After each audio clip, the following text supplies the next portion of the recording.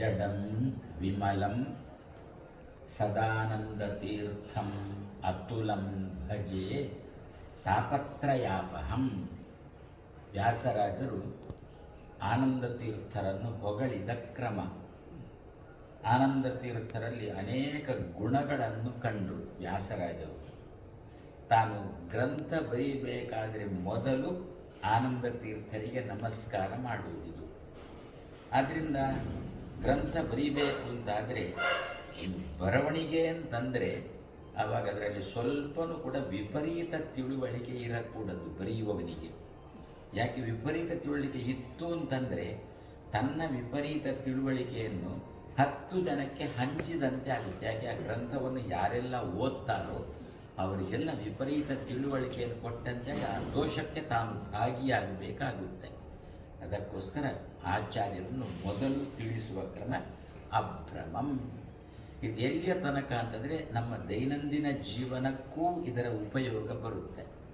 ಸಾಮಾನ್ಯವಾಗಿ ನಮ್ಮ ಸಾಂಸಾರಿಕವಾಗಿ ನಾವು ಹೇಳುವುದು ಅಂತಾದರೆ ಹುಡುಗನಿಗೆ ಹುಡುಗಿ ನೋಡುವುದು, ಹುಡುಗಿಗೆ ಒಂದು ಹುಡುಗನನ್ನು ನೋಡಲಿಕ್ಕೆ ಹೋಗುವುದು, ಇಂಥ ಪ್ರಸಂಗ ಇರುತ್ತೆ. ಆವಾಗ ಹುಡುಗಿಯ ಬಗ್ಗೆ ಹುಡುಗನ ಬಗ್ಗೆ ನಮಗೆ ಪರಿಚಯ ಇಲ್ಲ.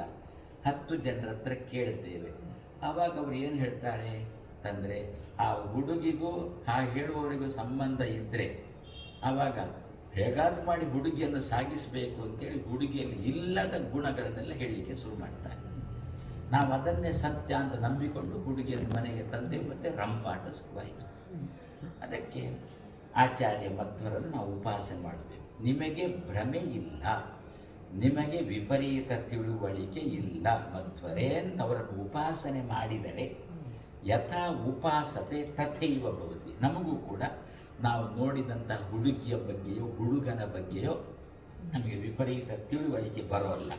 ಅವರು ಹೇಗಿದ್ದಾರೆ ಆ್ಯಸ್ ಇಟ್ ಈಸ್ ಅವರ ತಿಳುವಳಿಕೆ ನಮಗೆ ಬರುತ್ತೆ. ಮತ್ತು ನಾವು ಬೇಕೋ ಬೇಡವೋ ಅಂತ ತೀರ್ಮಾನ ಮಾಡಲಿಕ್ಕಾಗುತ್ತೆ.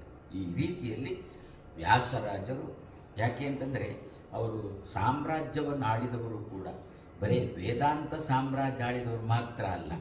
ವೇದಾಂತ ಸಾಮ್ರಾಜ್ಯ ಮಾತ್ರ ಆಳುತ್ತಿದ್ದರೆ ವೈದಿಕರಿಗೆ ಮಾತ್ರ ಅದರಿಂದ ಉಪಯೋಗ ಆಗುತ್ತಿತ್ತು, ಲೌಕಿಕರಿಗಿಲ್ಲ.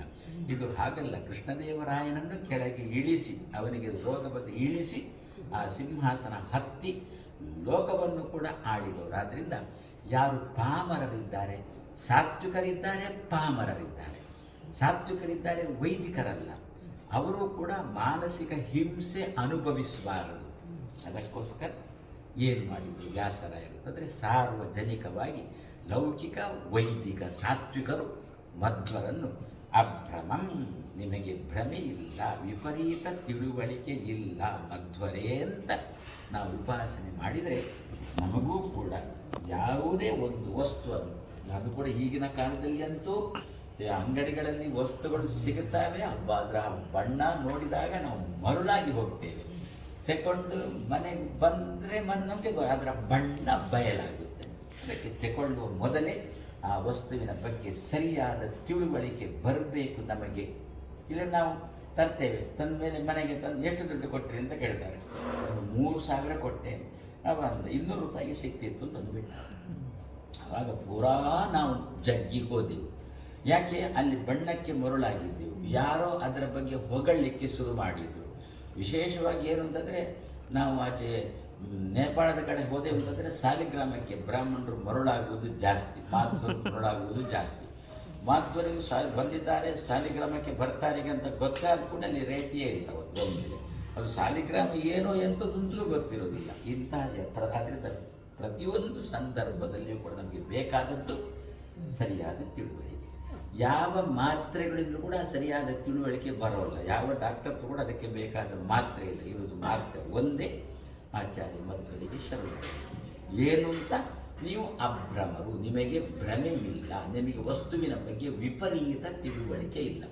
ಆ ವಸ್ತು ಹೇಗುಂಟೋ ಜಾಸ್ತಿ ತಿಳ್ಕೊಂಡ್ರೂ ಕೂಡ ವಿಪರೀತ, ವಸ್ತು ಹೇಗುಂಟೋ ಕಮ್ಮಿ ತಿಳ್ಕೊಂಡ್ರೂ ಕೂಡ ವಿಪರೀತ. ಅದಕ್ಕೆ ಆ್ಯಸ್ ಇಟ್ ಈಸ್ ವಸ್ತು ಹೇಗುಂಟೋ ಹಾಗೇ ನಮಗೆ ತಿಳುವಳಿಕೆ ಬಂದಾಗ ಮಾತ್ರ ನಮಗೆ ಮಾನಸಿಕ ನೆಮ್ಮದಿ ಸಿಗುತ್ತೆ. ಅದರಿಂದ ವ್ಯಾಸರಾಯರು ಮಧ್ವರ ಬಗ್ಗೆ ಕೊಟ್ಟ ಈ ಮಂತ್ರವು ನಿತ್ಯ ಪಠನ ಮಾಡೋಣ ಅಂತ ಹೇಳಿಕೊಂಡು ಕೊನೆಗೆ ತಾಪತ್ರಯಾಪಹಂ ಅಂತಾರೆ.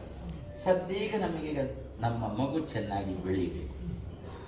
ಮಗು ಯಾವ ಹಂತಕ್ಕೆ ಬರಬೇಕು ಆ ಹಂತಕ್ಕೆ ಇನ್ನು ಬೌದ್ಧಿಕವಾಗಿ ಬಂದಿಲ್ಲ. ಅದರಿಂದ ಆ ಹಂತಕ್ಕೆ ಬಂದು ಮಗು ತನ್ನನ್ನು ತಾನು ತಿಳ್ಕೊಂಡು ತನ್ನ ಕಾಲ ಮೇಲೆ ನಿಲ್ಲುವಂತೆ ಆಯಿತು, ನಮ್ಮ ತಾಪತ್ರಯ ಪರಿಹಾರ ಆಯ್ತಲ್ಲಿ. ಆ ರೀತಿಯಲ್ಲಿ ಮಧ್ವರನ್ನು ಉಪಾಸನೆ ಮಾಡೋಣ ಅಂತೇಳಿ 2 ಮಾತನ್ನು ಕೃಷ್ಣ